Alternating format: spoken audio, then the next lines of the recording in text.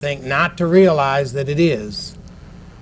Well, if we want to be part of that and we want to be the purveyor of choice, then we've got to get out and be part of that community opinion leader decision-making network. And nobody else can do it but you.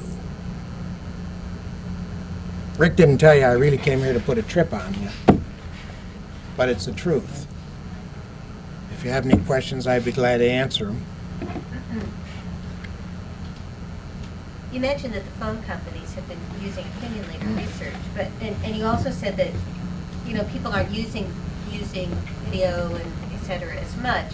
However, it seems to me that the phone companies use that medium very, very effectively, and I haven't seen them decrease their use in that medium. In fact, I think they've accelerated it, if anything. To some extent they have. The phone companies, that's another advantage they probably have. The phone companies are not the best managed institution since 1984, as you probably know. They've been going through a very difficult period. That may be. Partly that's probably because they have more money. Partly because that's something that they can do that comes covered, you and I are paying for. It's in the rate base. But their real emphasis is and always has been for the last decade in getting out into the community. So, You don't think that's had it, so you don't think that's necessarily had as big an impact on let me tell you the perception? Oh, absolutely not. Absolutely not. Look, have any of you seen the AT&T long distance commercials? If you see another one, might you barf? We have studies that show. Yeah, well, exactly, the Fiji and the 2-minute long damn commercial. Get off the airwaves. See? MCI, Sprint. There are a lot of people who have a foot in that old camp that you can send these messages. Those are the ones we want to compete with. Let me tell you a story of the difference, and this may go to their point. It's a European story, but things are happening there exactly as they are here. Nestle's moved into the European market in baby food. They bought an existing company. There are 3 players in the European market. There's the leader, which is a local European company. There's Gerber's, and then there was this Nestle's. And Nestle's was a distant third. So they looked at what's really happening today, and they said, how are we going to quickly get to the top of the market? They said, well, we could run a lot of ads. And then they looked at the results that ads give, and they said, no, forget it. It's a one-way, impersonal communication. People start out taking it with a grain of salt. That's how do you approach ads? Do you say, oh, man, give me the facts? Or do you kind of sit there and say, oh, yeah? Well, you know what you do, and you know what most Americans do. It's the oh, yeah skepticality. So here's what they decided. They decided that it was relationships that would build a business.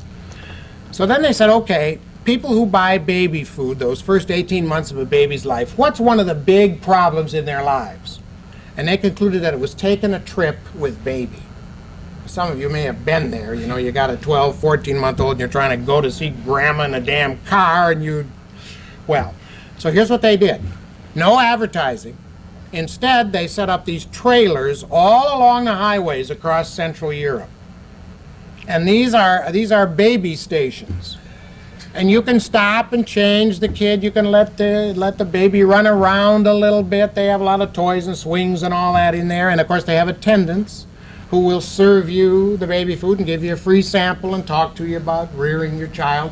And over in one kind of discreet corner, they have a little libation for mom and dad, to get over the pain of the trip. That's all they did. Last year, 20 million parents hit these rest stops, had 10 and 20 minutes average. I think the average was like 17 minutes that they were there. Personal relationship with someone representing the company. In 2 years, Nestle has gone from third to second. They are now 1 percentage point behind the leader. And guess what the leader's response was? They doubled their advertising budget. I think that's what's happening. I think that's what's happening anywhere. And I think that this is, well, Hallmark again. Why would they spend any money trying to get you to return the letter? Because one-way communication does not serve. It almost always sells. It is usually braggadocio. Tells how great we are. And it just hasn't got the punch that a relationship has. Furthermore, it doesn't get to the opinion leaders. Opinion leaders are the ones who most quickly put that aside because they know what's happening and they don't need that, they don't want it. The studies on this are pretty crystal clear. So I think you got an opportunity. Yes? The AT&T spots about the products that they don't even make and you can't sell yet. What's the rationale if there is one behind it? Well, I think what AT&T is trying to do there. Now, interestingly enough, that is a place where advertising, one-way communication probably helps. You know, we've got research since about 1936 on what advertising, publicity, media, one-way communications can do. And there are two things it can do, essentially. One is awareness. In other words, if you were a brand new service, you ought to put that, because you don't care how they become aware. Put signs on telephone poles. You know, what the heck, just make them aware. The second is it can sometimes reinforce an existing opinion if you're in some kind of an issue struggle. What they're trying to do is to make people aware that they're going to be the leader. That's what they're trying to do with those ads. And for anybody that's hit with that, I think probably that has some effect. 9X, for example, those ads that they're running, I mean, it's all, here's this globe disappearing off into the damn universe and we're the greatest.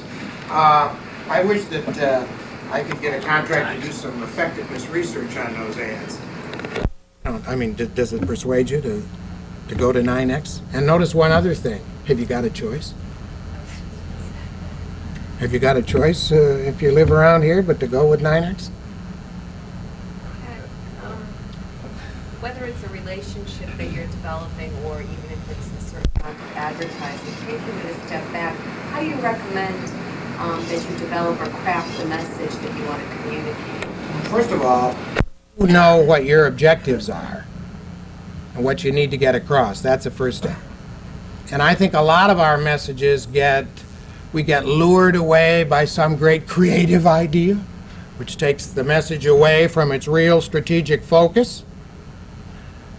So you got to know what that is and what your strategy is, and you got to have a strategy. And the trouble with most message campaigns is that we really don't. Secondly, I don't want to design that message. I want to know what they are going to believe. And so I'm going to let them, the audience, help me design that message through research and pre-testing and all those other things. Because now it's a dialogue. You see, if you think about one-way communications, it's really damn arrogant.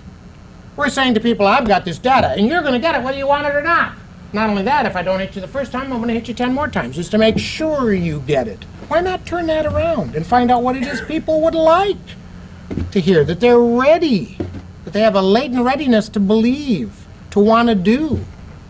And increasingly that, by the way, is what's happening with those sophisticated companies that are ahead of the game. This is why Hallmark, for example, made their switch. This is why Coke has gone to this one-on-one kind of stuff, because they realize that the other stuff just isn't doing all that they need done. Now, I don't know of any other way. You know, you can dream up some great idea, but it's going to be your idea. And you're not the audience. The other thing is, when we get a good message, it just starts to really work, and we're all tired of it. So we say, oh God, we better change a copy. See? Better change the copy. Or the chairman's first cousin doesn't like it. He says, oh, rip that, pull that one out here. Don't do that anymore.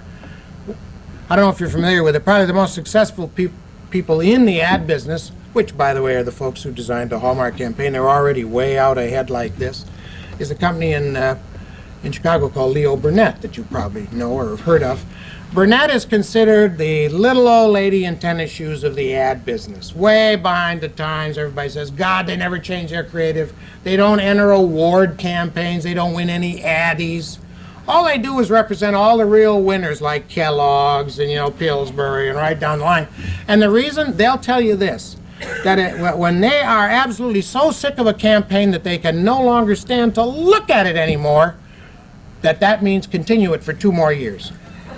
Because it's just starting to reach out and be effective with the audience. So that's certainly, I think, got to be part of our strategy as well. You know, we know too much. That's our problem. We know too much. They need to know more. Any other questions? Go do it, and thanks for listening.